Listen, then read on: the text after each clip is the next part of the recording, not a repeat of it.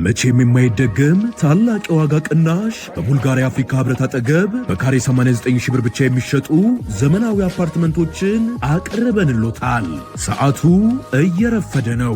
የልዩ ቅናሽ የሚያገለግለው ለጥቂት ደንበኞች ብቻ ነው። ባለ አንድ መኝታ 81 ካሬ በ5.7 ሚሊዮን ብር፣ ባለ ሁለት መኝታ 111 ካሬ በ7.8 ሚሊዮን ብር፣ ባለ 3 መኝታ 168 ካሬ በ11.8 ሚሊዮን ብር። በአጭር ጊዜ ውስጥ በርካታ ቅንጡ አፓርትመንቶችን ለደንበኞች በማስረከብ የምስጋና ምስክርነት ያገኘው ታማኙ ድርጅታችን ሰመር ሪል ስቴት አሁን ደግሞ ከ20 ካሬ ጀምሮ የንግድ ሱቅ አማራጮችንም አቅርቦሎታል። በተጨማሪም 50/50 የብድር የባንክ አማራጭ አቅርበንሎታል። ታዲያ ምን ይጠብቃሉ? አሁኑኑ በ0923 70 40 49 አሊያም በ0994 00 3949 ላይ በመደወል ፈጥነው ይመዝገቡ።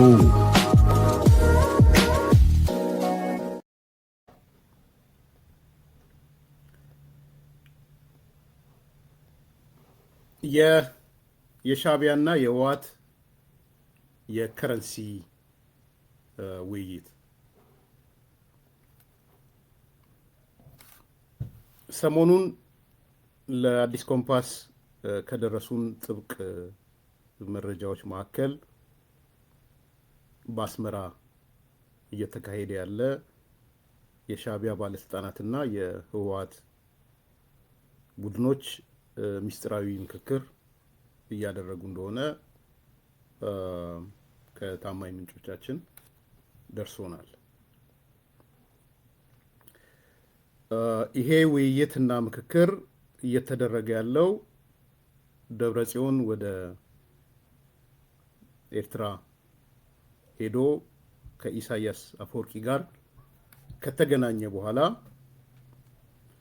እሱ የወከላቸው የሻዕቢያ ባለስልጣናት ኢሳያስ የወከላቸው የሻዕቢያ ባለስልጣናት እና ደብረጽዮን የወከላቸው የህወሓት የፖለቲካ ኃላፊዎችና ሚሊተሪ ኃላፊዎች በጋራ ተገናኝተው እየመከሩ መሆኑን መረጃዎቹ ደርሰውናል።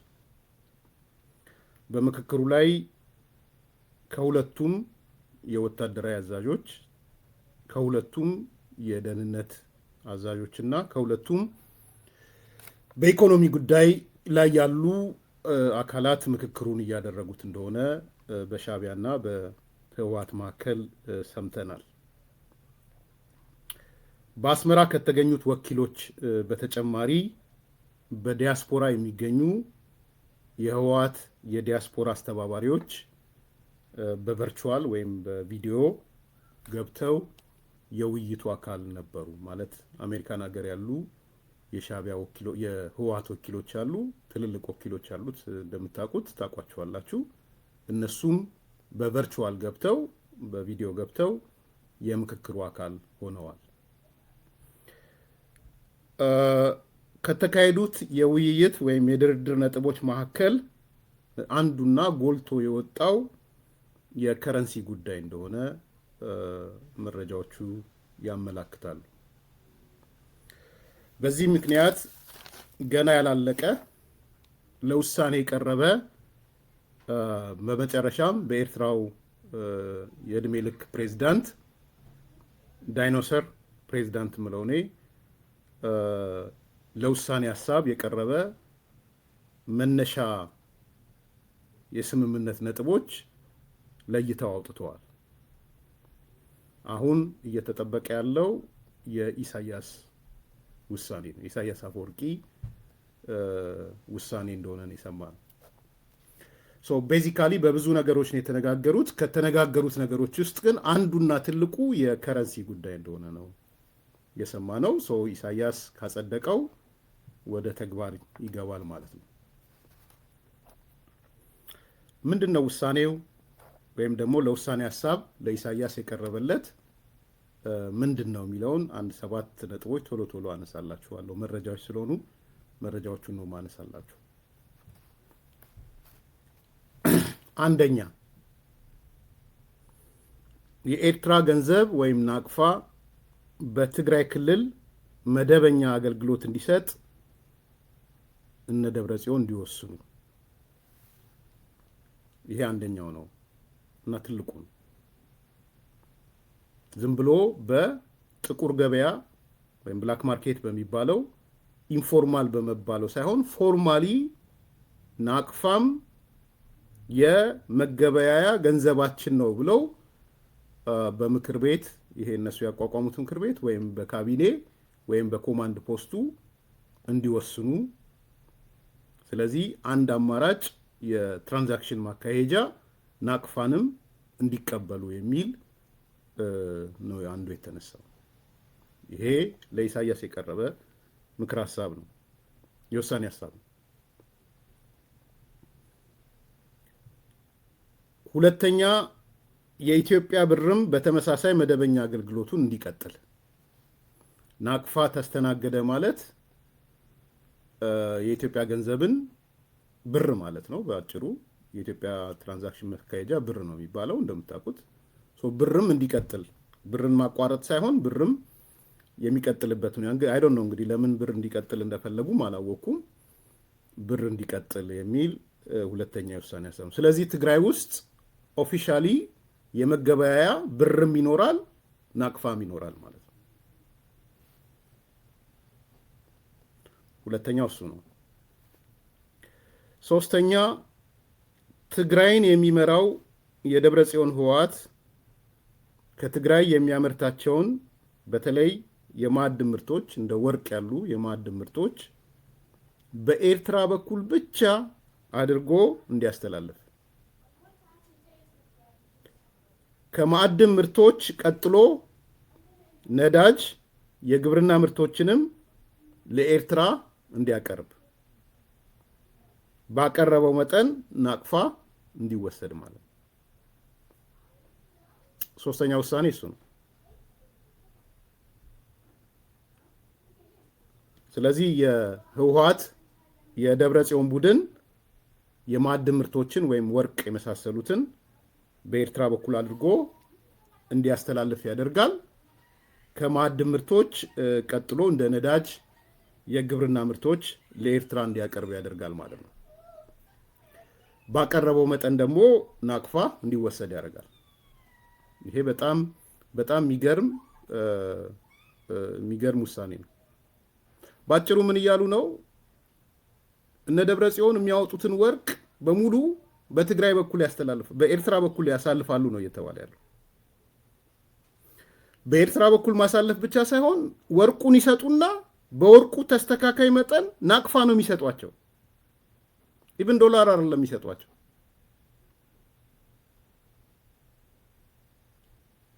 ይሄ መቼም እንደው ምን አይነት ጊዜ ላይ እንደደረስን ባላቅም የራሳችሁን አስተያየት እየሰጣችሁ ሂዱ። እኔ እንትኑን መረጃዎቹን ብቻ ልስጣችሁ።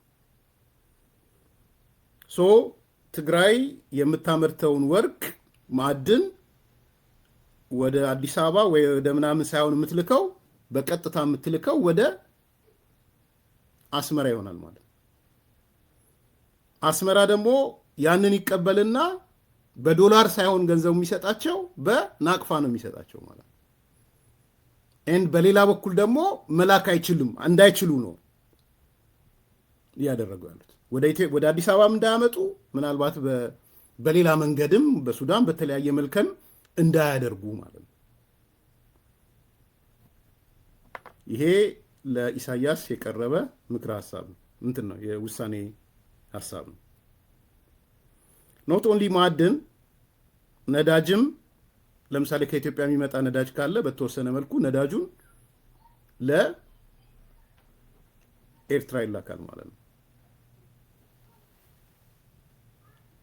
ይሄ ሶስተኛው ነው። አራተኛ የትግራይ ኃይሎች ከውጭ ሀገራት በዶላር የሚገዙትን ቁሳቁሶች፣ እቃዎች፣ ኤሌክትሮኒክስ ምናምን ጨምሮ በኤርትራ በኩል ገብተው ሽያጩ በናቅፋ እንዲሆን ነው። ኤርትራ ወደቡንም የተለያየ መንገድ ትፈቅዳለች። የትግራይ ኃይል የሚገዛቸው ነገሮች በኤርትራ በኩል ይመጣሉ። ሲመጡ ግን እነዛ የመጡ ነገሮች ትግራይ ሄደው ትራንዛክሽኑ ሲካሄድ በናቅፋ ይካሄዳል ነው እያሉ ያሉት። ባጭሩ ምን እየተባለ ነው? የትግራይ ክልላዊ መንግስት የሆነው የህወሓትም ሆነ ሌሎች የትግራይ አካላቶች ከዚህ በኋላ ከውጭ ሀገር በዶላር የገዙትን ዕቃ የሚያስገቡት በኤርትራ በኩል በናቅፋ ወይም ሶሪ በዚህ በኤርትራ ወደቦች በኩል ወይም በኤርትራ የአየርም ሊሆን ይችላል አላቅም፣ በሱ በኩል ይሆናል ማለት ነው። ካስገቡ በኋላ ግን ሽያጩ የሚካሄደው በዶላር የገዙትን ነገር በናቅፋ ይሆናል ማለት ነው። ይሄ ሌላኛው የውሳኔ ሀሳብ ነው። አምስተኛ ህወሓት ወደ ሳዋ አስገብቶ ለሚያሰለጥናቸው ታጣቂዎች ክፍያ እንድትከፍል ተስማምተዋል። ስልጠናውን ለሚሰጥበት ክፍያው ግን በአይነት እንዲሆን ነው የተስማሙት፣ በወርቅ በማዕድን። ባጭሩ ምን እያሉ ነው? አሁን ሳዋ እየገቡ እየሰለጠኑ ነው። ሰምታችኋል መቼም። ህወሓት እየመለመለ ወደ ሳዋ እየላከ ነው። በነገራችን ላይ የሳዋ ስልጠና ተጠናክሮ ቀጥሏል። ሳዋ የሚሰለጥኑት ግን በባዶ አይደለም።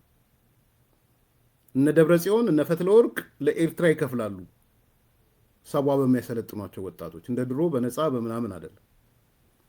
ለሚያሰለጥኗቸው ሰዎች የሚከፍሉት ግን በአይተም ነው፣ በአይነት ነው የሚከፍሉት፣ በወርቅ በምናምን ማለት ነው።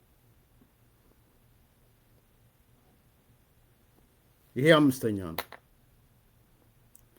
ስድስተኛ ሳዋ ሰልጥነው በአልቡርሃን ጦርነት የሚካፈሉት የትግራይ ታጣቂዎች ክፍያ ከሱዳን በዶላር መልኩ እንዲሆንና ህወሓትም ለሻዕቢያ በተመሳሳይ መልኩ በዶላር እንዲመልስ ማለት ነው።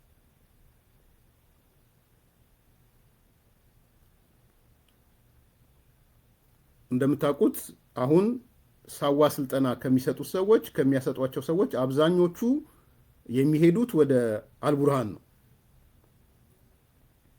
አልቡርሃን ድል ቀናኝ እያለ የሚለው በአብዛኛው የትግራይ ታጣቂዎችን እየተጠቀመ ነው። በነገራችን ላይ አሁን ሰሞኑን እንደነ አዲስ ስታንዳርድ አይነት ሚዲያዎች ከሞላ ጎደል የአልቡርሃን ቃል አቀባዮች እኔ አዲስ ስታንዳርድ ኢትዮጵያ ውስጥ ጋዜጠኛውን አይቻለሁ። እንግዲህ አዲስ ስታንዳርድ ታግዷል ተብሎ ነበረ። የብዙሃን መገናኛ አልገባኝም። እኛም ራሳችን ዘገባ ሰርተን ነበረ አዲስ ስታንዳርድ ታግዷል ብለን። ግን አሜሪካ ኤምባሲ ድረስ ወይም እንትኑን እስከ መጠየቅ የሄደበትን ነገር አይተናል። ያውም ኢትዮጵያን ለማሳጣት በሚመችል መንገድ በሱዳን የውስጥ ጦርነት ምናምን የሚል ጋዜጠኛው ሲያነሳ በጣም ምን አይነት ስራ እየተሰራ እንደሆነ አልገባኝም። እውነት ለመናገር የመገናኛ ብዙሃን ካገደው እንዴት ነው ጋዜጠኛው አክት የሚሰራው? አዲስ ስታንዳርድን ወክሎ የሚሰራው? እኔ ሌላ የግለሰብ ጥላቻ ምናምን ስላለኝ አይደለም። ግን አዲስ ስታንዳርድ በአሁኑ ሰዓት ፒውርሊ የአልቡርሃን ቃል አቀባይ ሆኗል። በቃ ምንም ጥያቄ የለውም። ከባለቤቷ ጀምሮ ሚዲያው ቃል አቀባይ ሆኗል። ፕላስ የኢትዮጵያ መንግስት ደግሞ ያንን ተረድቼ አግጀዋለሁ የሚል ሰምተናል። ግን የአዲስ ስታንዳርድ ጋዜጠኛ ተብሎ ነው ስለ ሱዳን ሲጠይቅ የሰማ ነው የአሜሪካውን ጀነራል። እና አልገባኝም፣ እውነት ለመናገር አልገባኝም ምን አይነት አሰራር እንደሆነ። ያም ሆነ ግን የመንግስት ኃላፊዎችም ከግምት መክተት አለባቸው ወይ እኛም የተናገርነው ያን ስላሰማን ነው። ያም ሆነ ግን ለሱዳን የሚቀርቡት የትግራይ ልጆች የትግራይ ታጣቂዎች መጀመሪያ የት ይሰለጥናሉ? ሳዋ ይሰለጥናሉ። ሳዋ ለሚሰለጥኑበት በወርቅ ይከፍላሉ ለሻዕቢያ።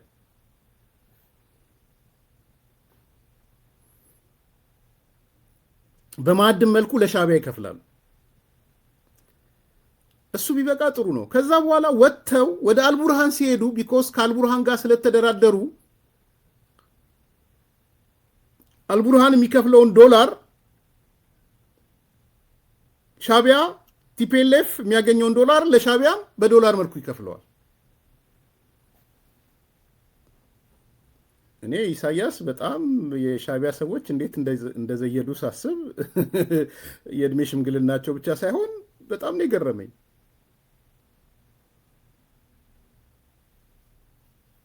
እኔ ጥያቄ መጠየቅ ራይት የለውም አላልኩም። ፈደ አብዩ ሚዲያው ከታገደ መጠየቅ አይችልም። ሚዲያ የምታክ ከሆነ ማለት ነው። በግለሰብ ደረጃ መጠየቅ ይችላል። አዲስ ስታንዳርድ ሆኖ ግን መጠየቅ አይችልም። አታውቅም ማለት ነው ስለ ህግ። ፈረደ መጀመሪያ ህግ ይግባ፣ ምን ማለት እንደሆነ ታገደ ማለት ምን ማለት እንደሆነ ይግባ። ከማንኛውም እንቅስቃሴ ታገደ ማለት ነው። የታገደበት ደግሞ ከሀገራዊ ብሔራዊ ጥቅም አንጻር ተብሎ ነው የታገደው። እውነት ነው ደግሞ ድንቁርናህን ነው እንደዚህ የምታሳየን ደንቆሮ። ስለዚህ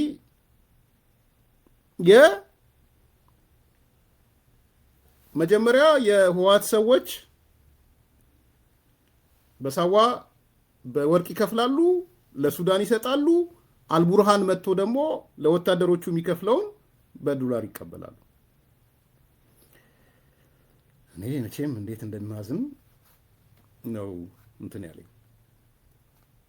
ያኔ የስምምነታቸውን እንደምታስታውሱት ነው ለትግራይ አዛዦች የዚህ የአልቡርሃን ጦርነት ላይ ለሚካፈሉ እስከ $500 እንደሚከፍሏቸው፣ ለተራ የትግራይ ታጣቂዎች ደግሞ እስከ $300 ሊከፍሏቸው እንደተስማሙ፣ ከ$500 ለአዛዡ $300 እንደሚሰጠው፣ ሻቢያ $100 እንደሚወስድ፣ ህወሓት $100 እንደሚወስድ ለሸጡበት ዋጋ ማለት ነው። ለተራ ታጣቂው $300 እንዳሳደገላቸው አልቡርሃን ከዚህ ውስጥ $100 ሻቢያ ይወስዳል፣ $100 ህወሓት ይወስዳል ማለት ነው። ተመልከቱ። እንዲህ አይነት ስምምነቶች ነው እንግዲህ የምንሰማው። ሰባተኛ ህወሓት የሚገዛቸው የጦር መሳሪያዎች ወይም በድጋፍ መልኩ የሚያገኛቸው የጦር መሳሪያዎች በሙሉ በኤርትራ በኩል ብቻ በኤርትራ መንግስት እውቅና እንዲተላለፉ። ስለዚህ ከዚህ በኋላ ህወሓት ጦር መሳሪያ ገዛለሁ ካለ፣ የተለያዩ የውጊያ ነገሮች ገዛለሁ ካለ የሚተላለፉት በኤርትራ በኩል ይሆናል። ኮንትሮል ሊያደርገው ማለት እንግዲህ ውጫሌ ውል 17 እንዳይመጣ እንጂ ሞግዚት ነው ማለት ነው። ሞግዚትነት ነው ውጫሌ እንዳታመጡ። ከዚህ በኋላ ኢቭን ግብፅ እንኳን የግብፅ መንግስት እንኳን ለያው እርዳታ ድጋፍ እንደሚያደርግ ታውቃላችሁ። ይሄ የአደባባይ እውነት ነው። አሁን በኢትዮጵያ መንግስትም እየተገለጸ ነው። ስለዚህ የግብፅ መንግስት እንኳን በቀጥታ ድጋፍ ማድረግ አይችልም። አሁን በማ በኩል ያልፋል? በኤርትራ በኩል ያልፋል። ስለዚህ ማንኛውም የጦር ግዢ፣ የጦር መሳሪያ ግዢ፣ የሎጂስቲክ ግዢ ወይም ድጋፍ የሚያልፈው በኤርትራ በኩል ነው። በኤርትራ መንግስት እውቅና ነው የሚተላለፈው። ይሄ አንዱ የስምምነቱ አካል ነው። ቅድም እንዳልኩት እንግዲህ መቆጣጠር ፈልጓል ማለት ነው። ይሄ ሰባተኛ ነው። ስምንተኛ ከኢትዮጵያ የሚገኝ ነዳጅ ካለ ህወሓት ለሻቢያ ሲሸጥ በብር ወይም በናቅፋ በዋናነት በናቅፋ ነው የሚሸጥለት ማለት ነው።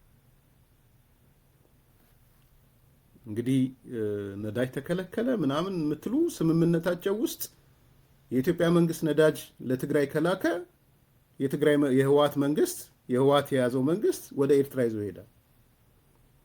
ይዞ ሲሄድ ግን ብልጦች ስለሆኑ በዶላር አይደለም ያሉት፣ በናቅፋ ነው የሚሸጡለት። ቢኮዝ ትራንዛክሽኑን ኦፊሻል አድርገውታል ትግራይ ላይ ከተስማሙ፣ ከስምምነቱ ኢሳያስ ካጸደቀው። ስለዚህ በናቅፋ ይሆንና እነሱ በዶላር ይሸጡታል ማለት ነው ኤርትራ ውስጥ።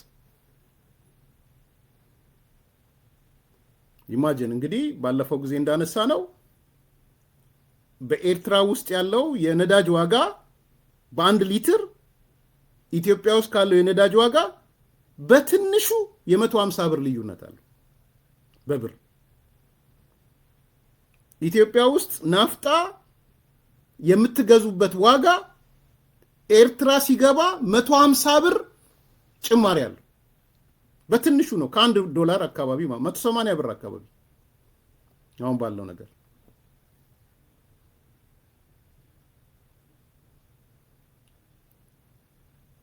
ስለዚህ ምንድነው የሚሆነው ማለት ነው? እነ ደብረጽዮን እነ ፈትለወርቅ ነዳጅ ምናምን በየቀኑ ሲጮሁ ታያላችሁ። ለህዝቡ አይደለም። ነዳጁ ሲመጣ ከፊሉን ራሳቸው ስቶር ያደርጋሉ፣ ከፊሉን ለሻዕቢያ ይሰጣሉ። በራሱ ቢሸጡት በዋጋው እንኳን ቢሸጡት $1 በላይ ያገኛሉ። ኢሳያስ ግን ብልጥ ስለሆነ የምሰጣችሁ ገንዘብ በናቅፋ ነው። ስለዚህ ለኤርትራ ነዳጅ ያስገባሉ። ከኢትዮጵያ የምትከስረው ኢትዮጵያ ናት። ሰብሲዳይዝ ታደርጋለች። ሰብሲዳይዝ ያደረገችውን ነዳጅ አስመራ ላይ ህወሓት ይሸጠዋል። ለህወሓት በናቅፋ መልኩ ይሰጠዋል ማለት ነው።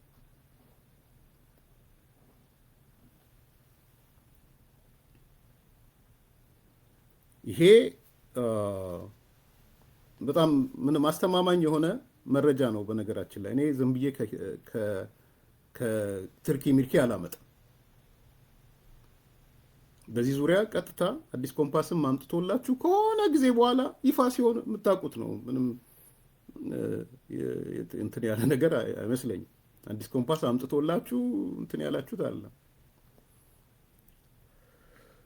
በመጨረሻ ይሄ ለውሳኔ የቀረበው ሐሳብ 9ኛ ወደ ተግባር የሚቀየረው ህወሓት ከፌዴራል መንግስቱ ጋር ጦርነት በጀመረ ማግስት እንደሆነ ነው የተስማሙት። ስለዚህ ቲፒኤልኤፍ እነዚህን ስምምነቶች ውስጥ ለመግባት አስቀድሞ ጦርነት መጀመር አለበት። ኢቭን የጦርነት ድጋፍም ለማግኘት ከሻዕቢያ ጦርነቱ መጀመር አለበት። እነዚህ የሰማናቸው ስምምነቶች ናቸው።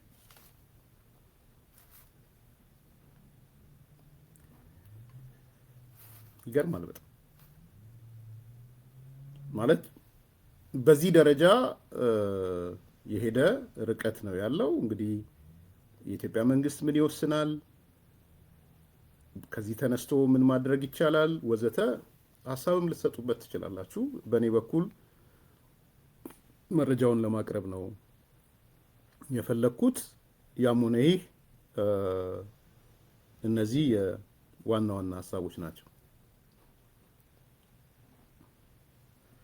ሳምራይዝድ ለማድረግ ምናልባት ምንም አስተያየት ሳልጨምርበት፣ አንደኛ የኤርትራ ገንዘብ ናቅፋ በትግራይ ክልል መደበኛ አገልግሎት እንዲሰጥ ማድረግ፣ ሁለተኛ የኢትዮጵያ ብርም በተመሳሳይ መደበኛ አገልግሎቱ እንዲቀጥል፣ ሶስተኛ ትግራይን የሚመራው የደብረጽዮን ህወሓት ከትግራይ የሚያመርታቸውን በተለይ የማዕድን ምርቶች ወርቅ በኤርትራ በኩል አድርጎ እንዲያስተላልፍ፣ ከማዕድን ምርቶች ቀጥሎ ነዳጅ፣ የግብርና ምርቶች ለኤርትራ እንዲያቀርብ ባቀረበው መጠን በናቅፋ ገንዘቡ እንዲሰጠው፣ አራተኛ የትግራይ ኃይሎች ከውጭ ሀገራት በዶላር የሚገዙትን ቁሳቁሶችና እቃዎች በኤርትራ በኩል ብቻ ገብተው ሲያጡ በናቅፋ እንዲከናወን፣ አምስተኛ ህወሓት ወደ ሳዋ አስገብታ ለምታሰለጥናቸው ታጣቂዎች የምትከፍለው ክፍያ በአይነት ወይም በማዕድን በወርቅ መልኩ እንዲሆን፣ ስድስተኛ ሳዋ ሰልጥነው በአልቡርሃን ጦርነት የሚካፈሉት የትግራይ ታጣቂዎች ክፍያ ከሱዳን በዶላር መልኩ እንዲሆንና ህወሓትም ለሻዕቢያ በተመሳሳይ መልኩ በዶላር እንዲከፍል፣ ሰባተኛ ህወሓት የሚገዛቸው የጦር መሳሪያዎች ወይም በድጋፍ መልኩ የሚያገኛቸው የጦር መሳሪያዎች፣ ሎጂስቲኮች እና የተለያዩ ቁሳቁሶች በሙሉ በኤርትራ በኩል ብቻ ወይም በኤርትራ መንግስት እውቅና እንዲተላለፉ፣ ስምንተኛ ከኢትዮጵያ የሚገኘው ነዳጅ ህወሓት ለሻዕቢያ ሲሸጥ በናቅፋ ዋጋ ክፍያው እንዲፈጸም፣ ዘጠነኛ ለውሳኔ የቀረበው ሐሳብ ወደ ተግባር የሚቀየረው ህወሓት ከፌዴራል መንግስቱ ጋር ጦርነቱን በጀመረች በማግስቱ እንዲሆን። እንግዲህ አይዶን ነው ጦርነቱ በማግስቱ እንዲሆን ያሉት። ጦርነቱ ውስጥ ከተገባ ፎርማል ነገሮች የሉም ከሚል ሊሆን ይችላል፣ አላቅም። ግን እንደ ሪኳየርመንት ያነሱት ጦርነቱን መጀመር አለባችሁ ነው ያሏቸው። ጦርነቱን ስትጀምሩ ይሄን ነገር ውስጥ እንገባለን ነው። እንግዲህ ኢሳያስ ያጸድቀዋል አያጸድቀውም የምናየው ነው የሚሆነው። ይሄ በጣም ኮንፊደንሻል የሆነ በዚህ ሰዓት በብዙ ምናልባት ነገ ከነገ ወዲያ የተለያየ የሚዲያ አውታሮች ላይ የምታዩት መረጃ ነው። በዚህ ደረጃ ነው ያለው። ምናልባት አሁን ሰሞኑን ተጠናክሮ የቀጠለው የዚህ ስብሰባዎች የመጨረሻው ምዕራፍ ይመስላል። ዛሬም በህወሓት በብልጽግና መቃብር ላይ የትግራይ ህልውና ይረጋገጣል የሚል እና አማኑኤል አሰፋም ዛሬ ሲናገሩ አይተናል። እና በብልጽግና መቃብር የሚለው ዋነኛ አጀንዳ የሚያደርጉት አንዱ ምክንያት ይሄ ነው።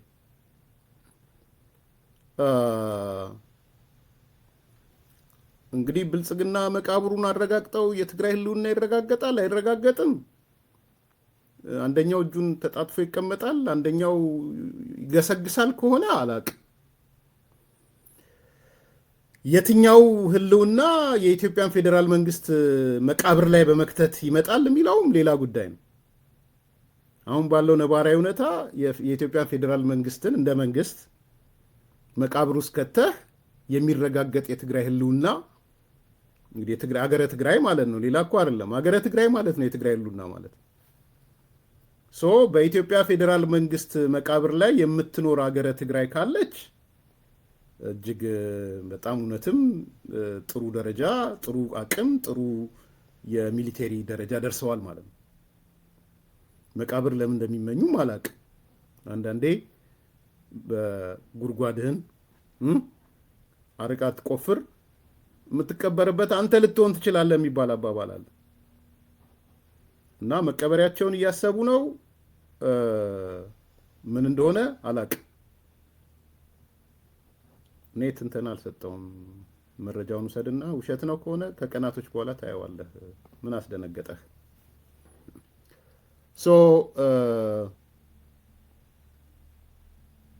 የፌዴራል መንግስት ምን ይወስናል? ውልሲ በእነዚህ መረጃዎች ማዕከል አድርጎ የሚወሰነውን ነገር እናያለን። ግን እነሱ ኦልሬዲ በቃ አሁን 11 ሰዓት ከ45 ሆኗል። ልንገራችሁ፣ ጦርነቱ ወደ አይቀሬ እየሄደ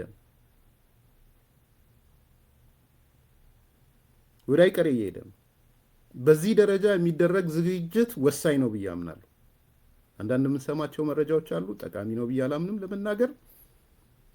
ግን አይቀሬነቱን መንግስት ተረድቶ አንዳንድ እርምጃዎች እየወሰደ መሆኑን ሰምተናል። የግድ እዚህ መገለጽ አለባቸው ብዬ አላምንም። ግን ቲፒኤልኤፍ ጦርነቱን ለመጀመር ሻቢያም አስገድዶታል። የሻቢያ ስር ደግሞ ወድቋል። ስለዚህ የጦርነቱ ቀን የአንድ ምሽት ምናልባት አንድ ቀን ከእንቅልፋችን ስንነሳ ጦርነቱ ተጀመረ የሚል እንሰማለን።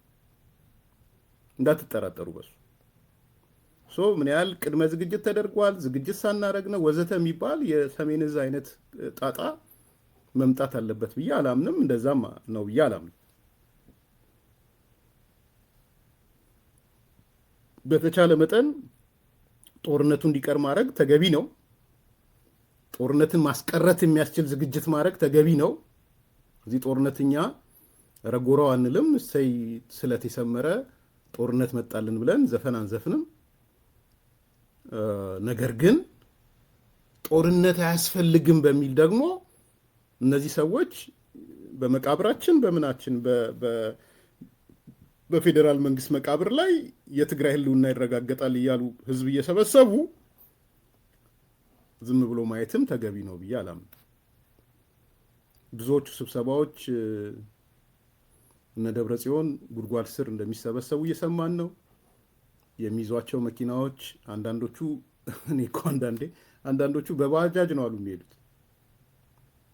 እንደነጌታቸው አሰፋ ምናምን አይነት ሰዎች በባጃጅ በቃ ይሄ የሆነ መኪና ብንጠቀም ጉዳት ይደርስብናል ብሎ ስላሰቡ በባጃጅ ይመላለሳሉ ወይ ደግሞ በፒካፕ መኪና ምናምን። ይሄ ድቁስቁስ ያለች ፒካፕ መኪና የሆነ እነዚህ የመኖሪያ የግል መኪና የሚመስሉ እድሜያቸው የረዘመ እንማጠበሱ ሁሉ ነው የሚንቀሳቀሱት እና በአብዛኛው በባጃጅ ነው የሚንቀሳቀሱት። እንግዲህ እነዚህ በፍራቻ ውስጥ ሆኖ በባጃጅ በምናምን እየተንቀሳቀሱ ያሉ አካላት እዚህ ግን መጥተው በፌዴራል መንግስቱ መቃብር የትግራይ ህልውና ይረጋገጣል እያሉ ጦርነት ይሰብካሉ።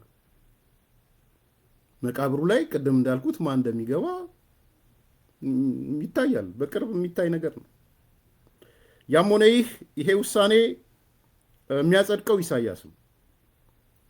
አይ ቲንክ ኢሳያስ ወይም ሻቢያ በአንድ በኩል እኔ የተረዳሁትን የራሴ የግል አስተያየት ነው ይሄ፣ ቲፒኤልኤፍን አላመናትም።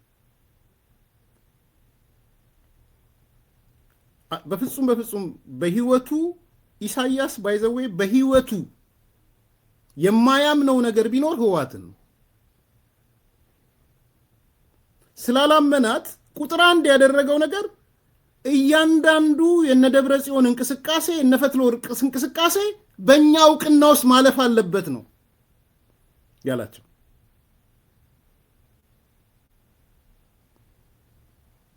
ወርቃችሁንም በሌላ በኩል ሳትልጉ በእኛ ጋር፣ የግብርና ምርታችሁም በእኛ በኩል፣ የኢትዮጵያ የምታገኙት ነዳጅ ካለ ነዳጁንም ወደኛ፣ ከውጭ ሀገራት ከግብፅ ጋር የምትገናኙ ከሆነ ከሱዳን ጋር የምትገናኙ ከሆነ ከሌሎችም ጋር የምትገናኙ ከሆነ በእኛ በኩል። ኦልሞስት ይሄ ቅኝ ገዢ ህወሓትን በቅኝ ግዛት ገዝቷታል ኢሳያስ። ስለዚህ እያንዳንዱ እንቅስቃሴሽ እኔ የማላቀው እንቅስቃሴሽ አይኖርም ነው። በነገራችን ይሄ ከምንድን ነው የሚመነጨው? ቲፒኤልኤፍ ላይ ስቲል ያለው ጥላቻ ያለው ጥርጣሬ ያለው እነዚህ ሰዎች ሴረኞች ናቸው የሚለውን የሻቢያ ሰዎች ይህን ስላወቁ ነው። አንድ ሁለተኛ ኢሳያስ የኢኮኖሚ አቅሙን ነው እያዳበረ ያለው። የፓርቲው የግለሰቡ የድርጅቱ ሊሆን ይችላል ኦልሞስት በቀጥታ የኢኮኖሚ ብዝበዛ ነው እየሰራ ያለው።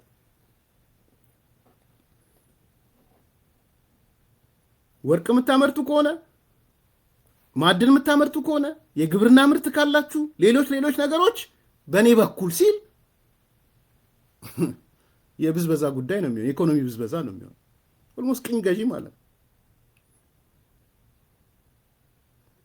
ሶስተኛው የጦርነት ጅማሮ ካልጀመራችሁ ይሄ አይነት ስምምነቶች ወደ ተግባር አይቀየሩም ሲል፣ በሌላ በኩል ምን እያለ ነው?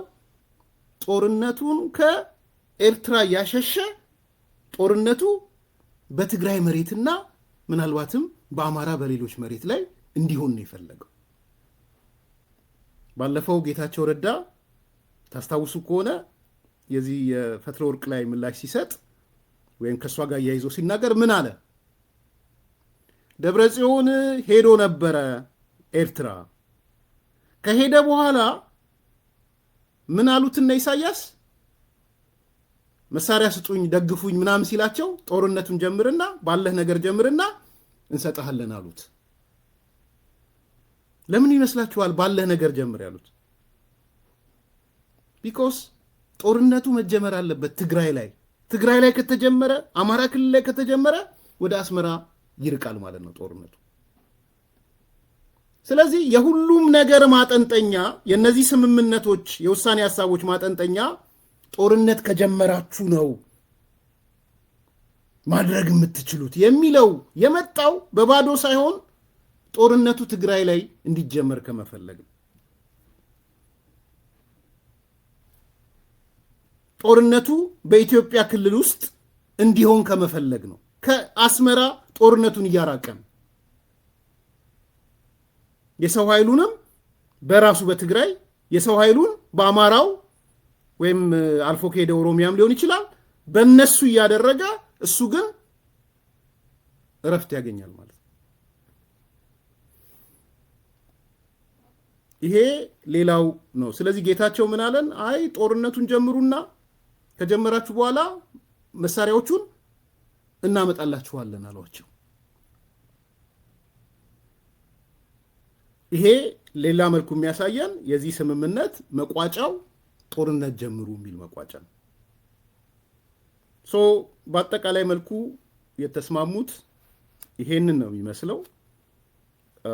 ወደ ተግባር ይቀየራል አይቀየርም፣ ኢሳያስ ያጸድቀዋል አያጸድቀውም፣ የምናየው ይሆናል እሱም። ነገር ግን እንደ ፕሪሊሚነሪ የሻዕቢያ ባለስልጣናትና የህወሓት የደብረጽዮን ባለስልጣናት ቁጭ ብለው እንደ ምክረ ሀሳብና እንደ ውሳኔ ይዘው የመጡት ይሄን ነው። በሚቀጥሉት ቀናት ከጸደቀ የምናየው ይሆናል። ያለው መረጃ ይሄን ይመስላል።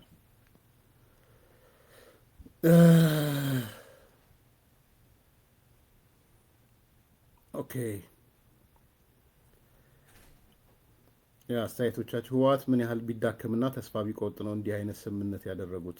ውይ ህወሓትማ ቆየኮ ተስፋ ከቆረጠና ከደከመማ ቆየኮ ታምራት 75% ጄኖሳይድ የፈጸመብኝ ሴቶቼን የደፈረብኝ ሻዕቢያ ነው፣ የኤርትራ ወታደሮች ነው ያለው አካል የሻዕቢያ እግር ስር የወደቀ ዕለት እኮ አለቀለት እኮ። በቃ ሌላ ምን ትሄዳለህ? 350 ገጽ ጽፎ ከ350 ገጹ በድምዳሜ 76% የሚሆነው ጄኖሳይድ የሚባለው ነገር ዘሶኮል ጄኖሳይድ የሚል የፈጸመብኝ የኢሳያስና የኢሳያስ ወታደሮች ናቸው፣ የኤርትራ መንግስት ነው ያለ አካል ሄዶ እግር ስር ሲወድቅ እኮ አልቆለታል። ሌላ ምን ሊሆን ይችላል? እና በዛ ልክ የደከመ ነገር ነው እኮ ያለው። ቲፒኤልኤፍ እንደ ድሮ አይደለማ። በደንብ አስቡ። ቲፒኤልኤፍ ጋር ያለው ችግር አንደኛ ትላንትና ኢትዮጵያ የምትባል ትልቅ አገር፣ ትልቅ ኢኮኖሚ፣ ትልቅ እንጀራ፣ ትልቅ ድፎ ዳቦ ተቆጣጥሮ ነበር የነበረው። ያንን ትልቅ እንጀራ ያንን ድፎ ዳቦ ነው ሉዝ ያደረገው። ስለዚህ ኢኮኖሚካሊ የለም። ብዙዎቹ የቲፒኤልኤፍ ደጋፊዎችና አባላትም ቢሮክራሲ ውስጥም ያሉት፣ ሚሊቴሪ ውስጥም ያሉት፣ ፖለቲካ ውስጥም ያሉት ብዙ የገንዘብ ትራንዛክሽን ሲያካሂዱ የከረሙ ናቸው። አሁን እሱ የለም፣ እየነጠበ ሄዷል። በጥቂቶች እጅ አልፏል። አሁን ጥቂት ወታደሮች፣ ጥቂት ጀነራሎች ሆኗል። ስለዚህ ጉልበቱ ተመናምኖ ሄዷል። አንድ ሁለተኛና ትልቁ ነገር ግን ከትግራይ ህዝብ ተለያይቷል ቲፒኤልኤፍ። ስለዚህ ከትግራይ ህዝብ ከተለያየ ሊሆን የሚችለው ነገር ምንድነው? በሌላ አካል ጥገኛ መሆን አለበት። የትግራይ ህዝብ አሁን እንዳያችሁት ነው፣ ጦርነት አልፈልግም የሚል ነገር ውስጥ ታይቶ በማይታወቅ መልኩ ነው የገባው የትግራይ ህዝብ። እየነገሩን እኮ ነው 500,000 የትግራይ ወጣቶች ቤተሰቦች ጥለው እኮ አዲስ አበባ መጥተዋል። ይህን የነገሩን እኮ ሰበር ዜና ትግራይ ያኔ ጦርነት ላይ የህወሓትን ሰበር ዜና የሚያነቡ ጋዜጠኞች ናቸው እኮ። ከ500,000 በላይ የሆኑ ሰዎች መጥተዋል ወደ አዲስ አበባ ወደ መሀል ሀገር ብለው የነገሩን የእነሱ ሰበር ዜና አንባቢዎች ናቸው። የነ ጀነራል ጻድቃን የነገሩን ሰው ህዝቡ እየወጣ ነው ያለቀው። ወጣቱ ወጥቶ አልቋል። ዛሬ በግድ ነው እንደምታውቁት አዋጅ አውጥተው በግድ ነው። አንዳንድ በጣም የሚያስፈራሩ ነገር ነው የሚናገሩት።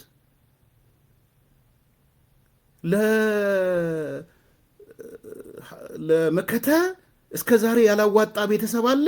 እሱ ቤተሰብ ከዚህ በኋላ ትግራይ ነው አይደለም የሚባለው መመርመር አለበት። ይህን እኮ ዮሐንስ መዲድ ተናገረ ብሎ ወዲ ሻምበል ሲናገር ሰምቼዋለሁ ትላንት። ለጦርነቱ ልጅህን ካልሰጠህ ቤተሰብህን ካልሰጠህ ትግራዋይ ነው አይደለም የሚል በዮሐንስ መዲድ የሚነገር የትግራዋይነት መለኪያ ለጦርነቱ የሰጣቸው ሰዎች ካልሰጠህ አንተ ትግራዋይ አይደለህም።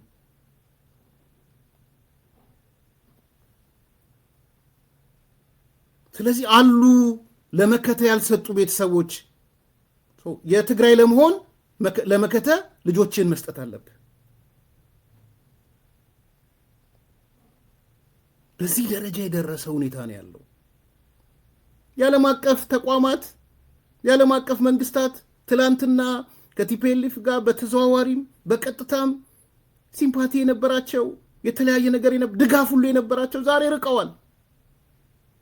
ቀላል አይመስላችሁ። የአሜሪካ መንግስት ቲዲኤፍ እና አርሚ 7 ብሎ ነቅሶ አውጥቶ በሽብርተኝነት ማዕቀፍ ውስጥ ሲያስገባ ዝም ብሎ እንዳይመስላችሁ፣ ቀላል ነገር እንዳይመስላችሁ። የአሜሪካው ጀነራል ልጁ ሲጠይቀው ምንድን ያለው? በውስጥ ጉዳይ ላይ የምንደጋገፈው ነው ከርካለ እንደጋገፋለን ከኢትዮጵያ ጋር ናይጄሪያ ላይ እንዳደረግ ነው። እንደ አሜሪካ ያለ እንደ አውሮፓ ያለ መንግስት ተፍቷቸዋል። እንደ ድሮ አይደለም ሪሌሽንሺፓቸው። ስለዚህ የእነዚህ ሁሉ ድምር ውጤት ቲፒኤልኤፍ ማሾ የሻዕቢያ እግር ስር እንዲወድቅ ነው ያደረገው። ከዲያስፖራ ድረስ ሄደው የኢሳያስ እግር ስር ወድቀው እንኳንም አያቶቼን ያንተ ወታደሮች እንኳንም ደፈሯቸው፣ እናቶቼን እንኳንም ደፈሯቸው፣ ሚስቶቼን እንኳንም ደፈሯቸው፣ ልጆቼን እንኳን ደፈሯ፣ እህቶቼን እንኳን ደፈሯቸው እኮ ያሉት ከዲሲ የሄዱ አዳዲስ ድመቶች ናቸው እኮ። የሻዕቢያን ቆሻሻ በእናቶቻቸው በአያቶቻቸው የማህፀን ደም የሚያጥቡ ማለት ነው።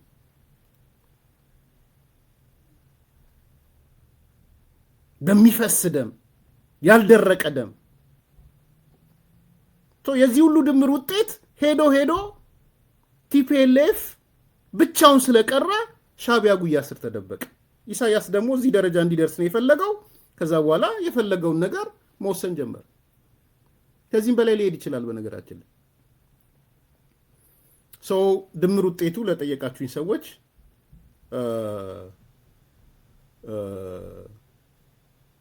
ይሄ ነው ያለው። ላይክ አርጉ፣ ሰብስክራይብ አርጉ፣ ሼር አርጉ። ወደሚቀጥለው የመጨረሻ ርዕስ እንሄዳለን።